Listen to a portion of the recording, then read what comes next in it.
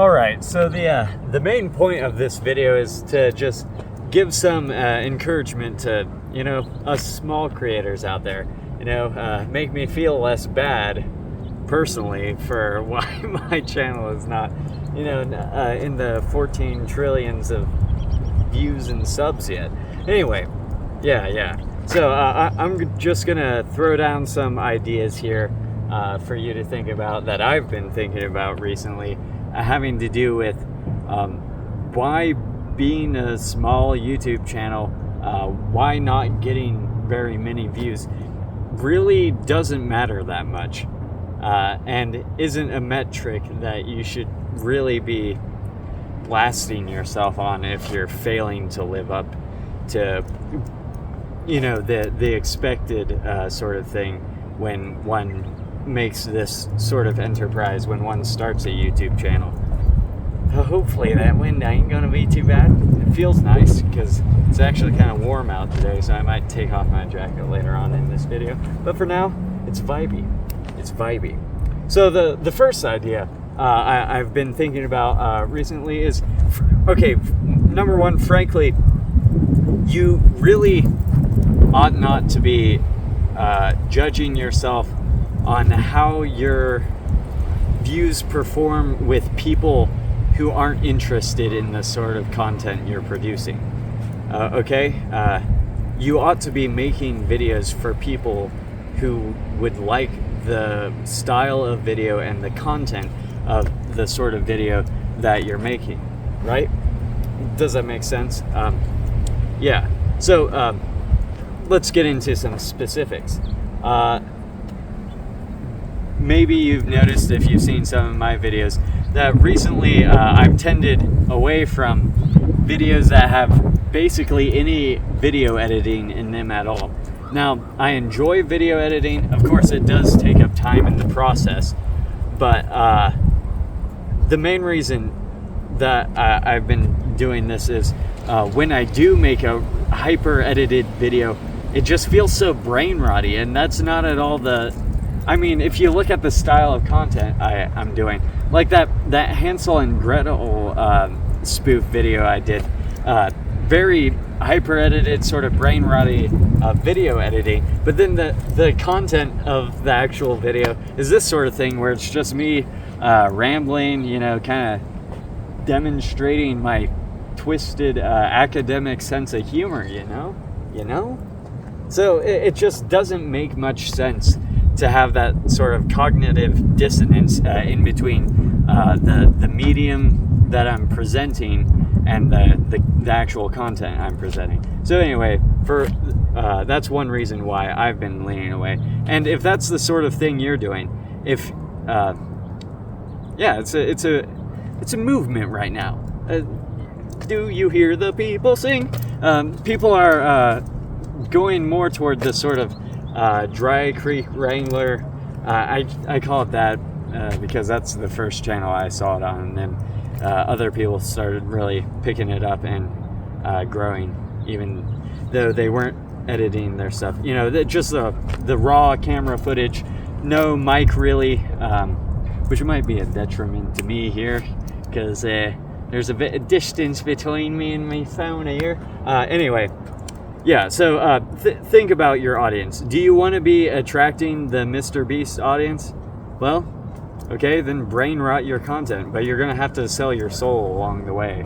Kind of like I think he has. Anyway, yeah. If you want to succeed, you're going to have to give up. You're going to have to abandon, essentially, doing ideas that you want to do, and you're just going to have to turn your life into just a pander fest. You want views, so you're just pandering to what you think will get views. You're not doing content that you'll find gratifying, and that's draining. You will burn out a lot easier than people who don't. I don't want to say don't take themselves too seriously, but don't sell out so much with the content. Anyway, that's the number one idea. That one's not very original. It's people it's not easy, or it's not hard to figure that out. Now here, these next two ideas are more ones that I think I in particular have been thinking about, and I think fit perfectly what I'm trying to do with my channel. And that is, what I'm doing here with this YouTube channel is I'm making a time capsule. Every single one of my videos is a 15-minute whatever snapshot of a really interesting look into a part of my life that you don't really get with like a photo album or Facebook posts or stuff. Each one of these videos either represents some events I'm going through, some development I'm going through, or some idea I'm just toying with, and it captures my voice, it captures my mannerisms, it captures what clothes I'm wearing, whereas a photo album misses some of these things. You get one frame rather than 24 a second, or 30 or 60. So yeah, make a time capsule. And I find this super cool, that unless YouTube gets deleted, that this time capsule isn't just something I can look at later on in my life and be like, oh yeah, back in the good old days when I was doing Richard Dauntless and Ruttigore. Oh man, I was not good at singing, and I'm still not. Not just for me, but I think it's super cool that theoretically, if YouTube isn't nuked by Rumble or whatever, my grandkids, 50 years from now, yeah, I'm not sure YouTube's going to last that long. But theoretically, this is a time capsule that documents my personality and such, things I'm doing in a very unique format that my grandkids could look at. And there have been multiple times where I've been thinking about either my dad or his dad, and realizing if they had made a YouTube channel when they were my age, my grandfather, he was a pastor in Ohio, really into motorcycles and stuff. He had a huge, tremendous effect on his community, and he was dealing with a lot of things. He ended up changing the denomination, I think. Maybe my dad's going to correct me in the comments. But the church he was pastoring, he started reading more and more into the scriptures and realizing, hey, what's all this? The Bible doesn't say women can't wear pants and that sort of thing. And ended up being a kind of like mini reformer for his denomination in his town, which is super cool. And if he had made videos like this, if he had the ability to make videos like this, and I could just go find his channel where he's talking about, this last week I've been doing this and this and this, that would just be the neatest thing, really neat time capsule, because you get that raw, authentic personality. You just get to experience them in a way that when I've seen like pictures of my dad when he was my age, it's just kind of like a tease. It's like, I want to, what is the backstory behind this? I wish I had 15 minutes of 30 frames a second on either side of this. So that's kind of what I'm doing here. So on top of that, my third and final point, kind of going off of time capsule idea, is so I'm joining the military, and that makes it it brings it as a more present thought to the tip of my brain. But should I have an untimely death, whether in the military or no, I feel like making a YouTube channel for anybody, should you have an untimely death, or even a full life and you die eventually later on, having a YouTube channel where you've got hours and hours of yourself on there, Wow, this is starting to sound narcissistic, which is why I have the channel. No, that's a fourth reason.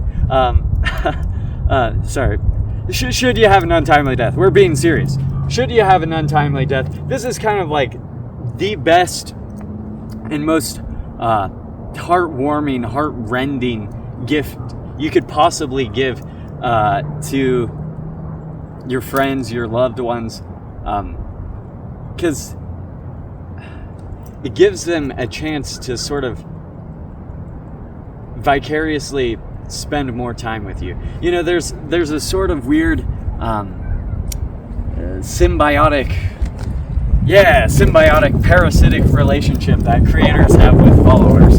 You know, Jimmy, Mr. Beast, doesn't give a crud about that one, the 42nd billion or millionth person to watch one of his videos. He doesn't know anything about them. He really probably couldn't care less, except for ideologically. He is something of a philanthropist. Anyway, what was I saying with that? Oh yeah, he probably, there's no real relationship there, but for people who you have a relationship with, once you're gone, once you're dead, if you die an untimely death, them being able to go and spend hours at least watching you can hopefully help patch the hole that you leave when you're ripped, torn untimely from the world. If it should be a violent death or something where it's got like, you know, your family isn't given any sort of time to prepare themselves, say their farewells, this can function to fill in that hole. Anyway, so yeah, that's the main ideas here. I would kind of like to extrapolate a little more on this final thought, but I don't know if it would be worth it, you know?